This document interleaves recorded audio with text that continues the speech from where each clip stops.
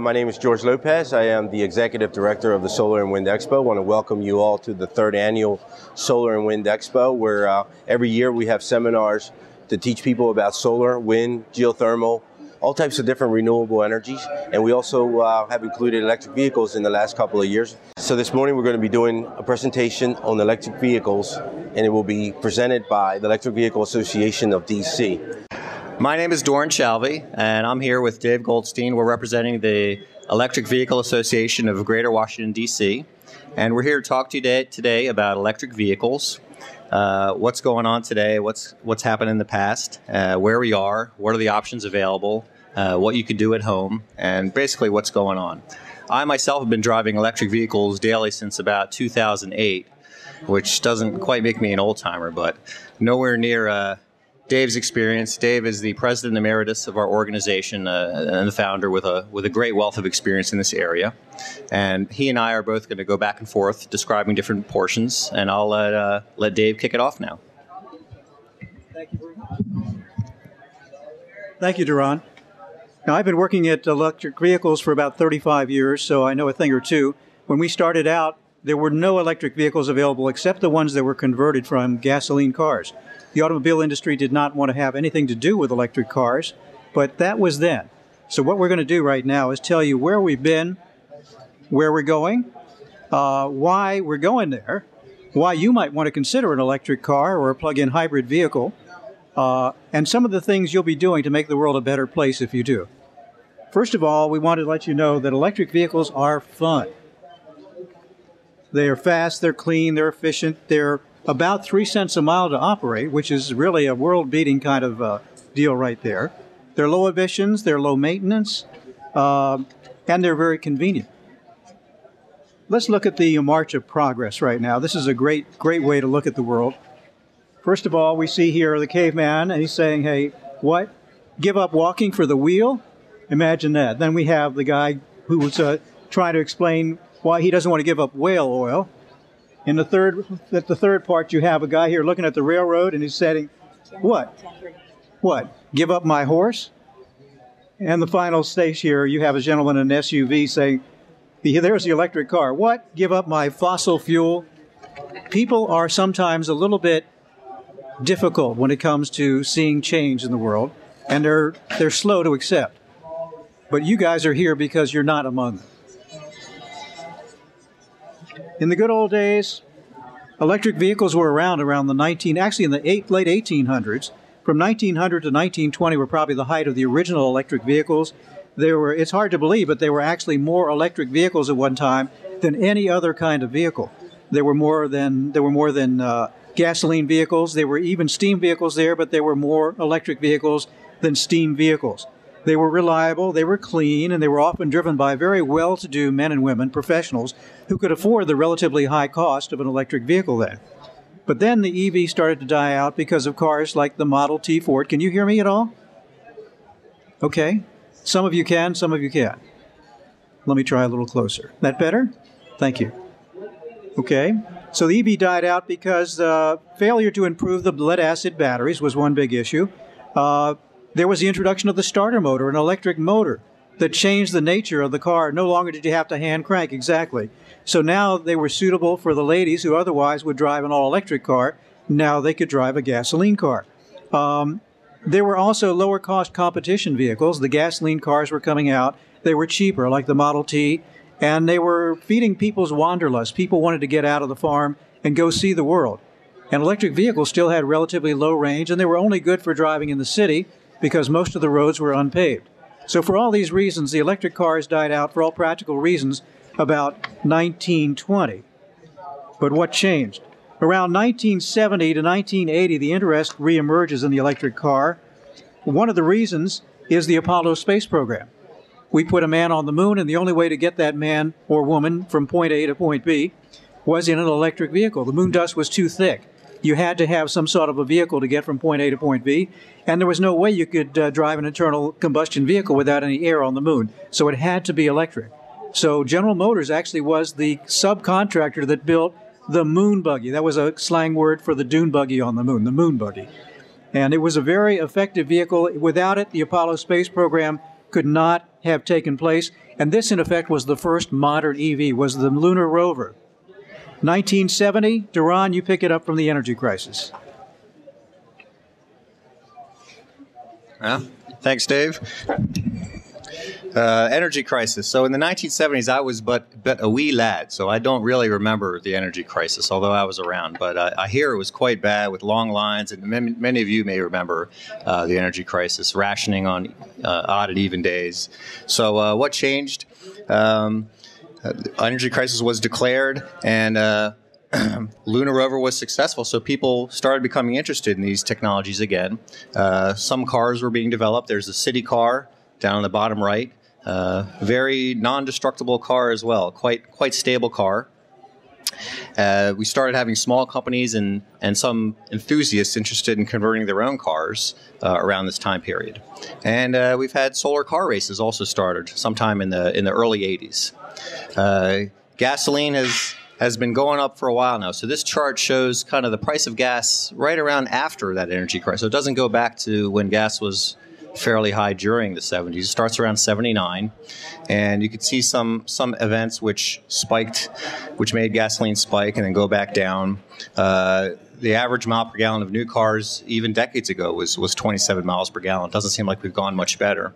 Here's a little higher blow up of the changing gasoline prices with a couple of lines of extrapolation going out for 10, 20 years. And we don't really know what the price of gas is going to be, but depending on where you draw your line, you could easily imagine $6 or $8 gas coming out in the next 10, 15 years. So we don't know, but it does seem like everything is going up. So it's a good time to investigate alternative technologies for the sake of our country and for us. So where are we today? So electric vehicles today. What's changed? A lot has changed. Primarily, there's a lot of developments in the battery area.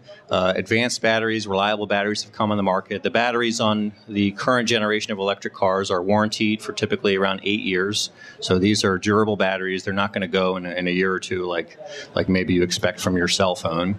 A lot of areas are requiring reduced emissions in their localities. Some cities in Europe, I understand, will not even allow gasoline cars into the center of the city fairly soon, if not already. The Obama administration, of course, is fairly big behind electric vehicles. They have a target of about 1 million through 2015. So there's a lot going on with electric vehicles today, and they're already, I think, fairly cost competitive. In my opinion, it's already even once you look at the total cost of ownership, and we'll get into that in a little bit. EVs today they're fast, they're flexible, they're fun, they provide freedom. So how are they flexible? Well, what kind of electric vehicles can you get? And we'll show you soon a gallery of different electric vehicle options. But almost anything you could imagine an electric vehicle, almost any kind of vehicle you can imagine, they make an electric vehicle. Even pickup trucks and even large delivery trucks, all the way down to motorcycles, scooters, and even plain old family cars. Thank you. Most of all, EVs are flexible, and they're a sense of freedom. Today, it's a freedom from having to do an oil shortage, having to deal with another oil shortage. It's freedom from having to spend $4 a gallon on gasoline. It's the freedom to have not to go to a gasoline station. It's freedom from the tyranny of oil. There's no longer an addiction to foreign oil if you drive an electric car. There are the countries that hate us that will be less able to hate us because, well, they may still hate us, but we won't be paying the bill. There's terrorism, which gets its money from oil. There is the wars that are fought over oil. There's the balance of payments for the United States, $1 billion a day. Money that could be spent here goes out of the country to pay for our oil habit. There is the air pollution and the smog associated with the internal combustion engine. And more importantly, there are cancer-causing emissions that people don't like to talk about. Benzene and gasoline is one of the most potent carcinogens on the planet. And the diesel particulates from diesels and also internal combustion engines are known to be cancer-causing ingredients that get into your lungs. Next slide. Now let's move to the point that EVs are fun to drive. They are. They're really a kick to drive. The The throttle response of an electric car is absolutely amazing. If you got behind the wheel of Doron's car, his Leaf, right, would you say that it's a pretty fast car? It's very fast off the line. They have instant torque off the line. It's surprisingly quick. I agree. And my Chevrolet Volt is amazing. You put it into sport mode, and we regularly blow away Mustangs at stoplights. It's a real thrill. It's a lot of fun. So anyway, it's much lower cost of fuel and maintenance, which is also a very good reason why it's fun to own an electric car. It's fun not to have to pay a big gas bill at the end of the month. That's a lot of fun. The cost of fuel and maintenance is absolutely almost zero. We once in a while rotate the tires. We check the oil on the Volt. Usually we don't have to do an oil change for about another 30, 40, 50,000 miles.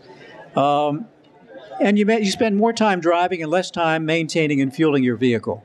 So it's a great, and the sound of the vehicle is so quiet and smooth. It's a whole different way of living. It's a whole different feeling when you drive an electric or plug-in hybrid vehicle. But then again, there are the guys that like to go drag racing. I should say guys and gals, because we have a little bit of people on both ends of the spectrum. They are EV drag racers. EVADC is proud to present the Power of DC. Every year we hold this in Hagerstown, Maryland. We invite you to come out and check out our electric cars that go drag racing. Drag racing, you'll see some of the vehicles that we use here. Smoky burnouts, just like regular gasoline cars at the drag strip. Most importantly, just this past week, we've established records almost every year, but this past week, one of the most incredible records we've ever seen was established by an electric motorcycle.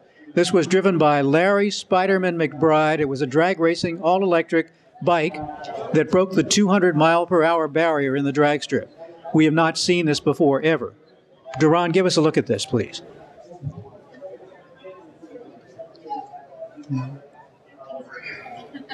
We have a little video segment. Here it is. Do we have volume?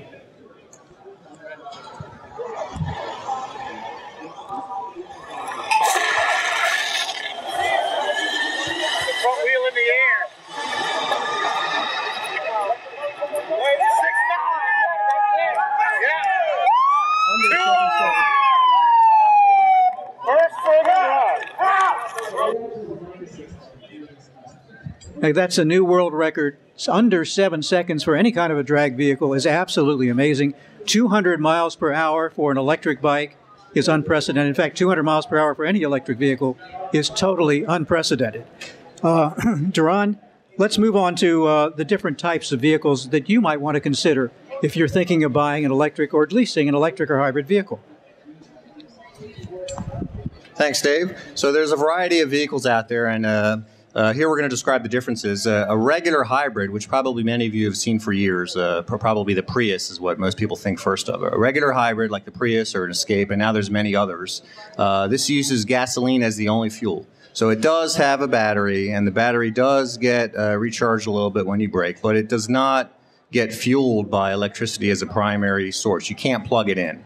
So these use gasoline as their only fuel source. Although they are a lot more efficient than a regular car that's not a hybrid, it's ultimately not a plug-in electric vehicle. Then there are plug-in hybrid electric vehicles, and a plug-in hybrid electric vehicle is a vehicle that you could plug in. It's like the Chevy Volt. It may have a gasoline backup like the Volt does, and we'll talk about the specifics later. But these are typically dual fuel cars, gasoline and electricity. And sometimes you'll hear other names for them, like EREV, extended range electric vehicle. That's what GM likes to call their Volt. But ultimately, they're kind of dual fuel cars. Electricity is a primary, and then gasoline backup. And then there are pure plug-in electric vehicles. Pure meaning they take only electricity, like the Leaf or the Roadster. There's a few in that category as well, and we'll show you examples of each. What are the benefits of electric vehicles? Well, they're very convenient and fun. We kind of had that slide with all the cloud of fun words on there, but they really are convenient and fun. You don't have to mess with a gas station anymore. You pull in every night. You just plug it in. It takes 5 seconds like you plug in your cell phone. It charges overnight while you sleep, and you wake up and you have a full battery. It's a lot simpler mechanically. You just have an electric motor driving the wheels. There's no There's no cylinders, no tune-ups, no mufflers, no timing belts, and so forth. You don't have oil leaking onto your garage, so it's quite nice. They're very fun. A lot of people like to build them yourself. I have 3 little kids, so I'm past the time of attempting to build something myself. But it would be a nice hobby. Next slide, please. Now we're going to go into a gallery of electric vehicles, show everybody some examples of each of the categories that we just described, let everyone know what's out there to buy. Everything you see on this slide here is an electric vehicle. Some can be, all of them are plug-in electric vehicles. Some also have gasoline as a backup fuel, but they're all plug-in cars, and you can drive on electricity alone. Next slide.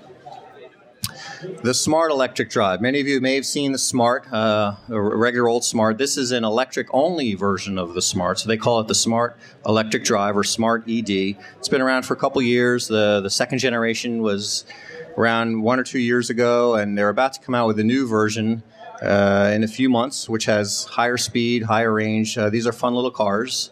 And one of our members, Mindy Kimball, you see in the picture there, had the very first Smart electric drive in the entire country. Got to shake Roger Penske's hand.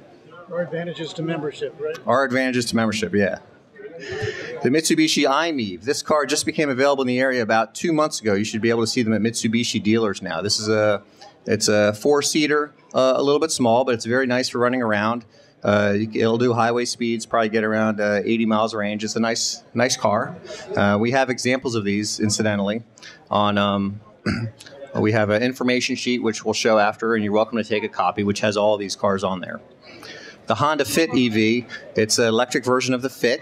Now, this is not yet available in this area. They're going to start them out in California, I think. It should be available sometime next year. It's a 5-seater car, fully electric, nice-looking car.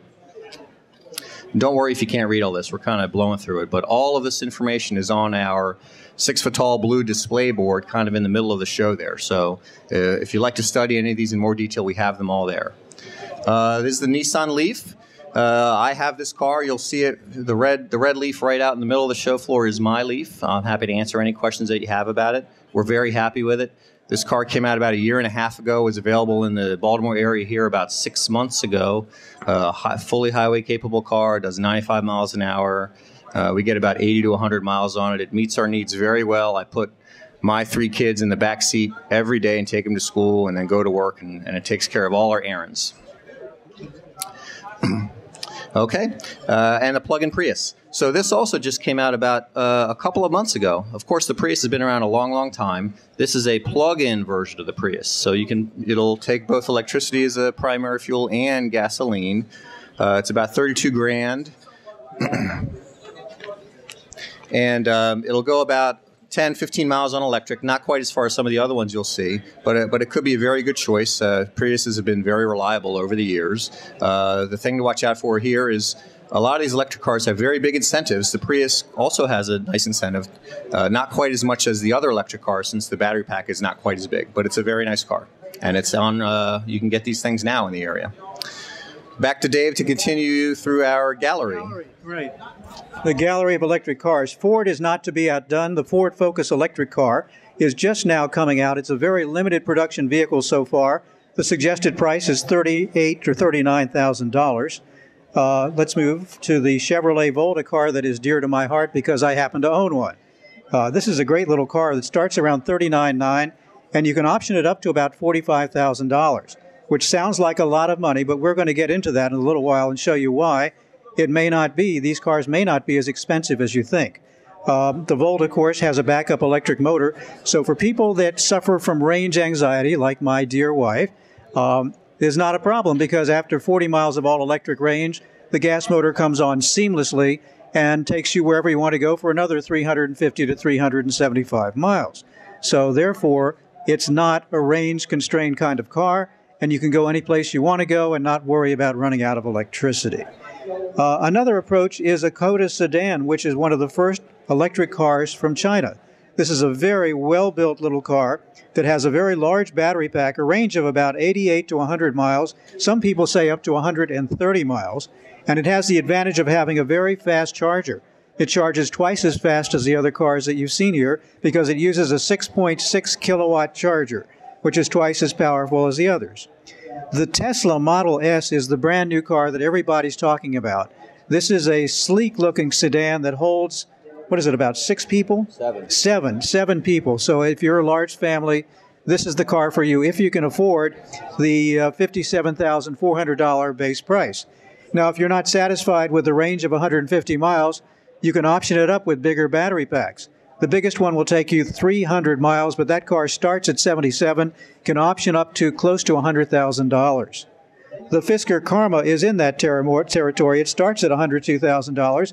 Like the Chevrolet Volt, it is a plug-in hybrid. Very limited production, very fast, very sleek, very sexy, and there are only a very few of them available. Another very sleek and sexy car is the Tesla Roadster, which some of you, probably a lot of you, are already familiar with. Now, this is the car that really started the revolution. The Tesla Model S the Tesla Roadster was the model that convinced corporate executives from the world's major auto companies that electric cars could be more than just little old golf carts. This car will do 0 to 60 in about 4 seconds. What's the official number? 3.7 seconds, 0 to 60. That is fast, ladies and gents. That is very, very fast. This car will go 240 miles on a charge. But they can option up to $140,000, so it's not for the average American driver. And also, they've stopped producing them because the basic chassis, which are from Lotus in UK, are no longer available. So now it's the Model S, and beyond that, the Model X. Doron, tell us a little bit about some of the incentives. If somebody here is interested in buying an electric car, what kind of benefits are they going to get from Uncle Sam in the state? Thanks, Dave. Okay, here we outline some of the benefits that are available to purchase these cars and other little perks that the state and the federal government give you. There's a lot of interest in electric vehicles, so the Obama administration, of course, wants 1 million cars in the next several years on the road. So what the incentives are, and of course it depends on your tax situation. I am not an accountant, so check your situation. But there's a $7,500 tax credit, federal tax credit on all of these cars. Plug-in Prius is a little bit lower, but so if you see a price like $40,000 for the Volt, you can get $7,500 off of that if you have that much tax liability. Maryland also has a nice credit, $2,000 off the state sales tax. Here's an example. If you were to purchase a Leaf, the top trim level Leaf is $37,000, but after $7,500 back from the federal government, $2,000 off the Maryland state sales tax, and this slide also incorporates this maintenance and fuel costs. So this is kind of a 5-year total cost of ownership comparison slide between a Leaf, a Prius, and a Matrix. Similar trim levels and similar size. Of course, you can get these things cheaper or more expensive, but these are all similar trim levels. So the bottom line is after you account for maintenance and fuel and upfront cost and all the tax credits and everything, you're looking at about $34,000, $35,000 for a Leaf after 5 years total cost of ownership, which is less than a Prius or a Matrix. Here's a chart put out by Consumer Reports, I think in December. You can look it up. They did a study comparing the running costs of fueling these cars for a trip of different lengths, 30 miles, 50, 70 miles. The things to pay attention here are the running costs per mile. Electric vehicles are a lot cheaper to run for fuel. It's about 3 cents a mile, 4 cents a mile. It's equivalent to maybe 75 cents a gallon gasoline. It's about 4 times cheaper to run your car on electricity than gasoline. And there's various costs over different trip lengths, which you can see on our board out front. Now, what about the range of electric vehicles? They all have different range. You can see some go maybe 80 miles, some 300, depending on how much you want to spend. But the vast majority of trips are much less than that. I think the DOT came out and said 90% of commuting trips are about 32 miles or less. Here's a chart which shows you the big blue bars are how far everyone goes in each trip. And we also have associated costs on this. This material is courtesy of one of our members, Bob Bruninga. So a couple of this coming up. We don't have time to go into full detail here, but Bob will be happy to answer more detailed questions on some of these charts after the show. Let's go into charging stations. So how do you charge these things? What's an EVSE? It stands for Electric Vehicle Supply Equipment, but most people just call these things charging stations. There's different levels of charging. level 1, level 2, DC fast charge. We'll get into that. You can charge at home, charge at work, charge on the road. What are the options for charging stations? So let's go into that a little bit. An EVSC, it's a device which supplies electricity for you to charge your vehicle. Here's a couple examples up top. The cord up at the top middle, that's the cord that comes with the Nissan Leaf vehicle if you buy it. On the top right, you'll see a public charging station. These are the things you see all around. If you go to Mom's down the street or Walgreens, you'll see something just like this out front, just a mile away from here. Level 1 means it's a 120 volt charger. So that's just a plain old outlet like you see right here on the wall to my right here. And that's what I use to charge in my garage every night, just a plain old 120 volt outlet. That's level 1. And Dave as well uses a level 1. Level 2 is what you see all these public charging stations like on the top right. It's a level 2 station. Level 2 means it's charging at 240 volts. What that gives you is it charges the car faster, 2 to 4 times faster, depending on the car. And this is the standard for all public charging stations. They also recommend you install one of these in your house. You don't have to, and I have not. I probably will eventually to make it more convenient, but I have not yet. So level 2 is 240 volt. These things typically cost about $1,000 to purchase, and then there's maybe an installation cost depending on the complexity of your home electrical system. DC fast charger, these things will charge most of the car in about 25 minutes. So there's not any in the area here. They're out in California. They're out in Tennessee. You'll start to see them here soon, maybe in the next year on highways. In fact, down on the West Coast, they're creating a DC fast charger superhighway from Canada all the way to California, about 1,300 miles. They're placing one of these DC fast chargers every 30 to 50 miles. These things are 440 volts DC, will pull about 100 amps, so they'll charge the car quite fast. On the bottom left, though, you'll see a pyramid which shows how often you are charging in most places. The vast majority of the time, you're still charging at home. So these public stations are great. They're very useful. But still, the vast majority of the time, you're charging your electric car at home. Next slide. We're not going to go into all the details here. Bob will be happy to go into the details of this after the show, but essentially the charging pattern for an electric vehicle is different than a gasoline car. You're not running it almost to empty and then filling it up. You're charging it a little bit every night. That's the crux here. Charging at work will start to appear more and more. Even a plain old outlet will get you 30, 40 miles at work while the car sits for 8 hours a day. So that's a very viable scenario. Home charging stations, you can use the 120 volt that came with the car as we described, but a 240 volt is recommended, and we'll show some examples of that on the next slide. You can buy these things at Home Depot now. You can go online, you get 4 or 5 choices. They range maybe $800, $1,000, but ultimately consult your electrician to see what works best for your situation. Now, where can you charge? There's a lot of public charging stations. Here's an example. There are probably about 300 public charging stations in the Baltimore, D.C. area. Next slide. There's a couple of different charging networks. There's a SemiConnect network. There's a ChargePoint network. But all of these are available to you as an electric vehicle owner. A lot of them are free. Some of them charge you a nominal fee, maybe about $1 an hour. But a lot of them are still free. Like the Mom's about a mile from here is free, just to encourage usage. Next slide. And yes, there's an app for that. You can go on your smartphone.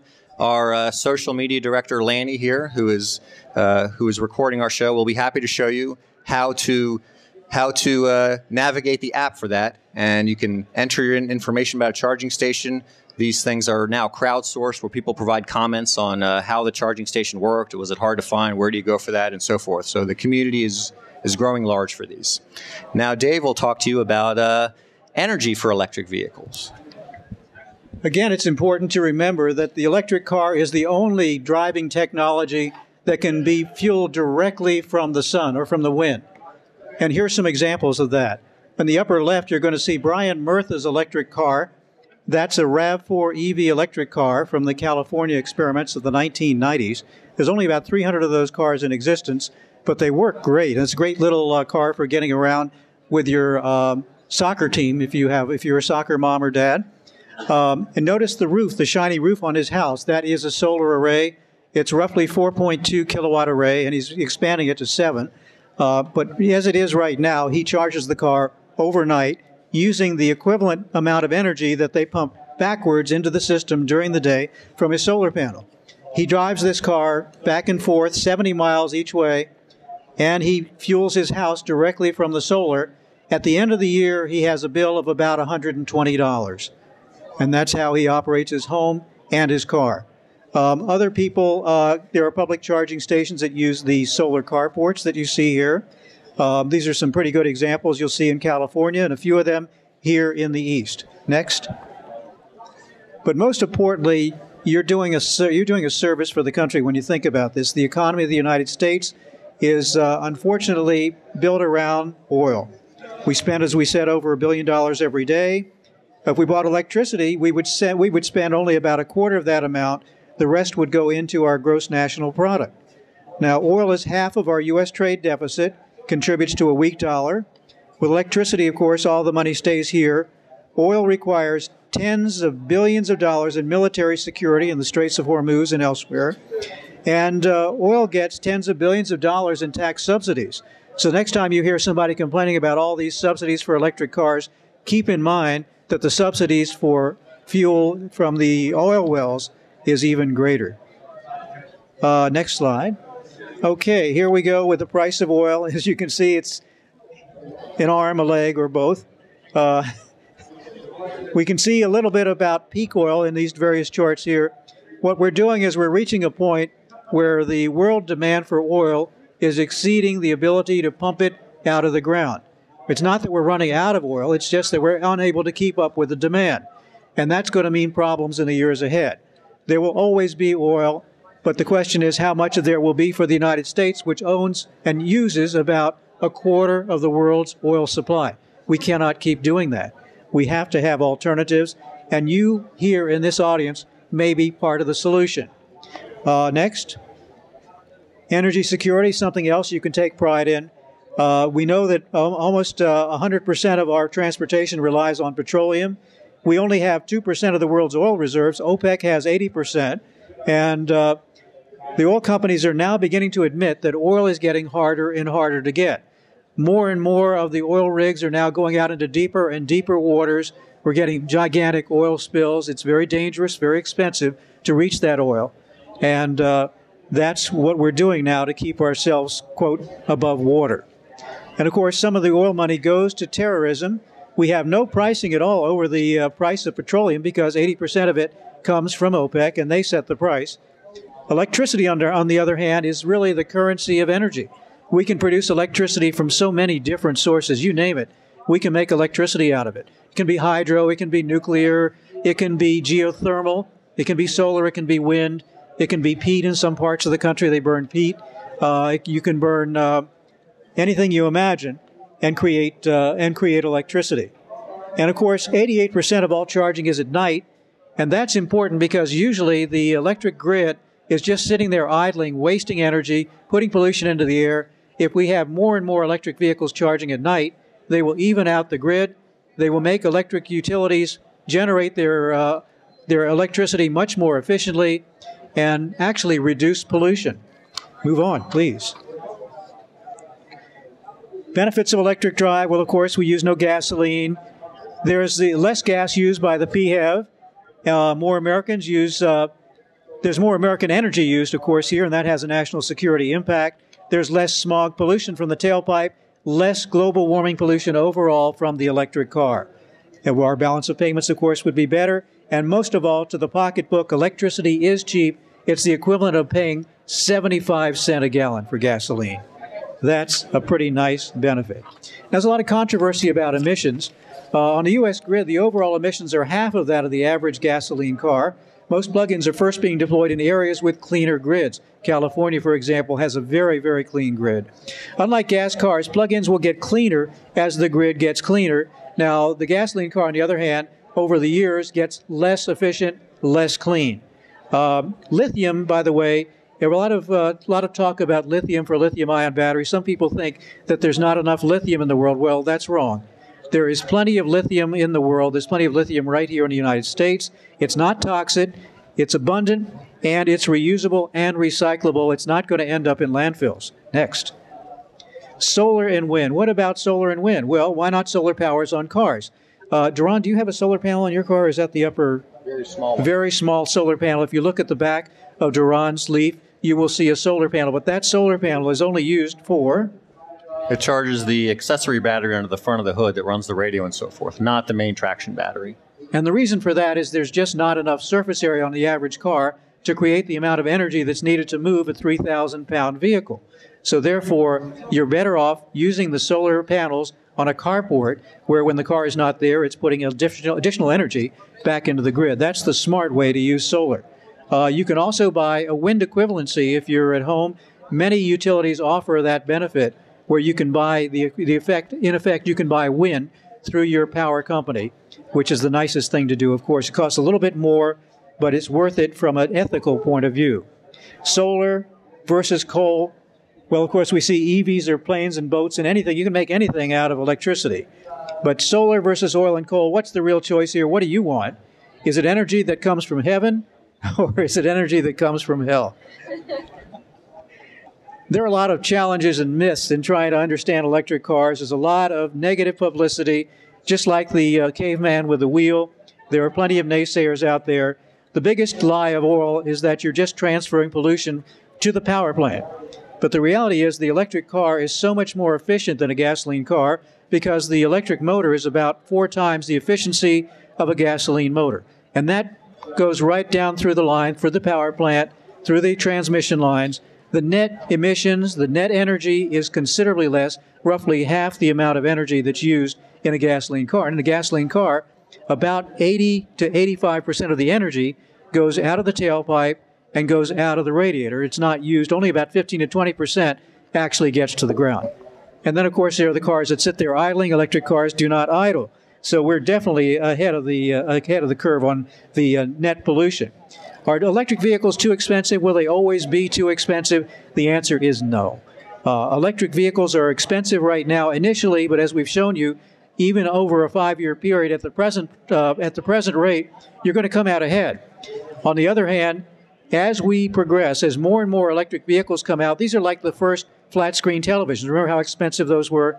And now you can get a flat-screen television for really a fairly reasonable amount of money. The same thing will happen with advanced batteries for electric cars. The same thing will happen with the electric car itself. There is no reason that an electric car would cost any more than a comparable internal gasoline car when we start to produce these cars in volume. And we are getting there. Batteries ending up in landfills, not likely. The value of the lithium and the other materials that are in these batteries is way too high to end up in landfills. We've already got recycling centers that are starting to recycle not only the lithium-ion batteries for electric cars, but even the consumer-based electric lithium-ion batteries you use in your laptops and your cameras and so forth. All of these batteries are getting recycled, and that is a good thing. Battery fires. Well, we've heard about that. The people on the right side of the spectrum like to point out that all these battery fires are happening. There are a few battery fires that have occurred. The General Motors Volt was recently had some controversy over that. A test was done where they put a pole through the side of the car, through the battery at about 40 miles an hour. Now, that's not a likely occurrence in everyday driving. But even if it did happen, what happened was all the coolant drained out of the battery, and 3 weeks later, a fire developed in the batteries. Now, imagine what had happened if they'd put that pole through a gas tank. Big difference. And by the way, of course, 3 weeks is plenty of time to get out of a car after an accident. So we're not too worried about the so-called battery fires. And then when you look at the internal combustion engine, there are well over 130,000 gasoline fires that occur in internal combustion engines every single year. Nobody likes to talk about that, but it's true, and we don't try to ban the internal combustion engine as a result. Unfortunately, the electric car has become a political football. Those who want to bash the Obama administration see this as an Obama kind of car. And the truth of the matter is that the work that was done on electric cars began long before Mr. Obama came to town. Even in the past administration, there was a lot of interest in electric vehicles. I think it was the younger George Bush, or was it the older George Bush that actually embraced some of these electric cars at one point? It was the older? I thought it was the younger, but I can't recall. One of the Bushes, anyway, actually found their way. So in conclusion, we've already talked about the challenges and the myths. Doron, do you want to wrap it up here for us? And then we're going to allow some time for question and answers. Okay, so things are happening a lot. There's no turning back now. We have a lot of very nice cars out. I encourage everybody to go out and test drive these things. They're really nice cars. But there's still a lot of work to be done in this space. A lot of people just really don't understand what's going on. I hear questions all the time like, "Well, can you drive that car in the rain?" So they're not they're just asking innocent questions. It's really a kind of an education point at this where we are, I think. Next slide. Establish critical mass? So yeah, we do. I think there is something to be said for establishing a critical mass, which is we're not there yet, as I said. So I think that's why education is important, so everyone basically understands what's going on. And these things are slowly developing. And once we do achieve a critical mass, I think it will take off a lot more quickly.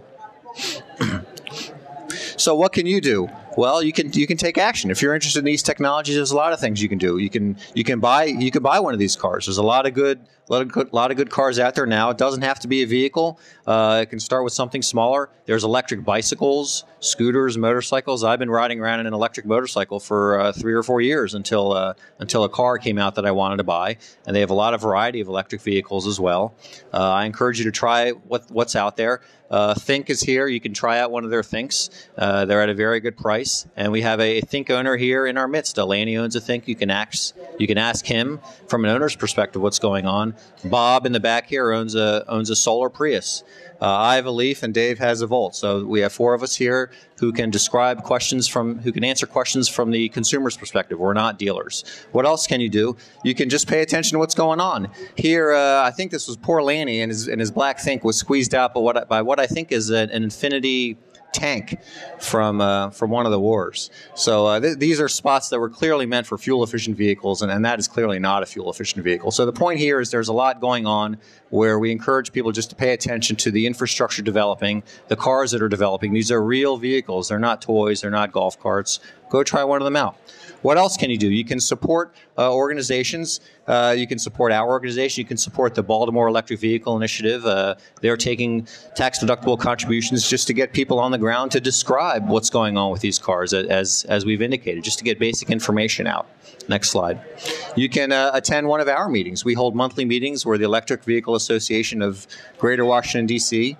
We're not very far from here. We meet usually Silver Spring area. There's a lot of interest at our meetings lately. You can come talk to the owners, see the cars, go to our website. We have a lot of good information on our website regarding what cars are available, what events are coming up. We have a lot of media available now. Thanks to our social media director here, you can capture this talk online and a lot of other information. Tesla parties out in California. So there's really a lot of going on in this space now. We have meetups. Yeah, thank you. In fact, there's a meetup. I'm sad to say I'm going to miss the current Leaf meetup, which is going on right down Route 3 in Bowie. They're having a meetup of all the capital area Leafs right now. So unfortunately, I'll have to miss that one, but this expo is a lot more exciting. So there are a lot of meetups for all these different cars. So just check things out. There's a lot happening. And acknowledgments, thanks to Plug-in America, EVADC for a lot of this material, and a whole host of members and other interested parties for providing content for this presentation. Okay. Dave and I will be happy to take any questions. We have about 5 or 10 minutes. Yeah, I did get to test drive a fully electric vehicle, and what struck me was I didn't hear anything. Well, as if I ever get one, don't I have to keep like an eagle eye out for pedestrians in case someone under the influence claims in civil court I couldn't hear the car? So I think the question had to do with how silent electric vehicles are, and can pedestrians hear? It's the noise, I think, question. Yes. So actually, I really like the silence of electric vehicles. That's one of the benefits, in my opinion. But the way that situation has played out is that NHTSA NHTSA has done some studies, and in the U.S. they've determined that it is worthwhile to add some noise to these cars. So they have mandated, just in the last year, artificial noise to be added to these electric vehicles. So my car now has artificial noise. It's very, very low, but you can hear it. So you could hear it as a pedestrian coming along. What's interesting about that is that in the United Kingdom, they did the same study, and in the UK, they determined, well, this is not a problem. So in the UK, they have not mandated artificial noise, but they have in the US. And the intent is for just that reason, to give more warning to pedestrians. Yeah, let me add that some of the cars have special little horns just for pedestrians. The Volt, for example, has a little button on the left-hand stalk, and when you press it, it goes beep, beep. It's kind of a friendly little noise for pedestrians to let them know that there's an electric car there in your path. And of course, when you drive an electric car, you're very cognizant of the fact that your car is very quiet, and you have to look out for pedestrians and people that are walking with earbuds and doing their texting as they walk. So you have to, of course, keep your eyes open, and you do. That's one of the requirements. If you drive an electric vehicle, you have to keep your eyes open and look for pedestrians, and we do. And as a result, there have been very, very few incidents where pedestrians have been injured. Solar panel charges the battery, the car, how much the car? Okay, I think this question was the solar panel on my Leaf. What does it do? Yeah, so the solar panel on my Leaf, it's very small, only maybe 3 inches by 6 inches. It's on the back of the car. You can see it out there. It's only on the upper trim level. It's not on the base level. It's not a requirement. It's only used to charge the 12-volt lead-acid accessory battery in the front, which powers the radio and the electronics. Does that answer your question?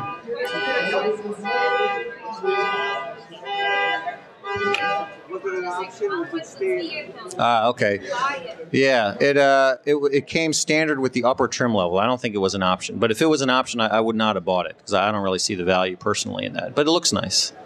So, yes.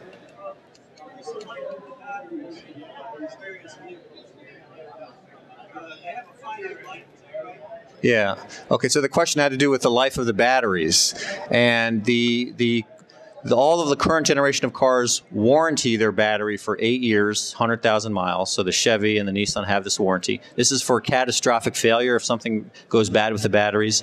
It's expected that there will be gradual degradation of the capacity of the battery. So it may not be exactly as it was new 8, 10 years down the line, but it should still work. They expect these batteries to last about 10 years, and they're warranted for 8. So the current Prius that's been around for a while, those batteries have proved very durable, and the manufacturers are standing behind these for 8 years, and they anticipate them to last longer. Okay. The slide you were showing, various cars had different AC motors, which surprised me since the batteries are DC. What is the advantage of using AC motors, and what is the difference between an AC inductive motor versus an AC synchronous motor? The question is, what are the advantages of using an AC motor as opposed to a DC motor or DC or AC synchronous motor? Is that correct? What is the difference between the motors? Well, basically, an AC motor can be very, very efficient compared to a DC motor. AC motors can be up to 96% efficient. DC motors tend to peak out at about 85% efficiency, and they can go down from there depending on the speed of the motor. So the AC motor is generally the most efficient way to go. Also, they can be smaller than an equivalent DC motor, so they take up less space. And the whole system, of course, can be a little more expensive, but it evens out in the long. The AC system can be more expensive, but it evens out in the long run. And of course, you have instant torque with the AC motor compared to the DC motor, which has to build up speed in order. Actually, it starts out with a lot of torque, and the torque goes down as the speed goes up. Yeah. Between the two ACs, the inductive versus the synchronous, what's the difference between those? It depends on the manufacturer. The synchronous, and it depends. There's different approaches. Okay, I think we only have time for one more. We'll be happy to take more questions outside. Last question. Yep. If you've already bought, a Prius and you receive tax credits for that, if now I go and buy a fully electric vehicle, will I get tax credits still? Yes. Yeah, you can. If you buy another one now, you'll get it as long as you have the tax liability. The $7,500 is based on if you owe that much in federal tax liability. But yeah, your previous purchase of a Prius is not material to this transaction. Okay, I think we have to close this out and prepare for the next speaker. But Dave and I and Bob and Lanny will be happy to take any and all questions outside afterwards. Thank you. Thank you.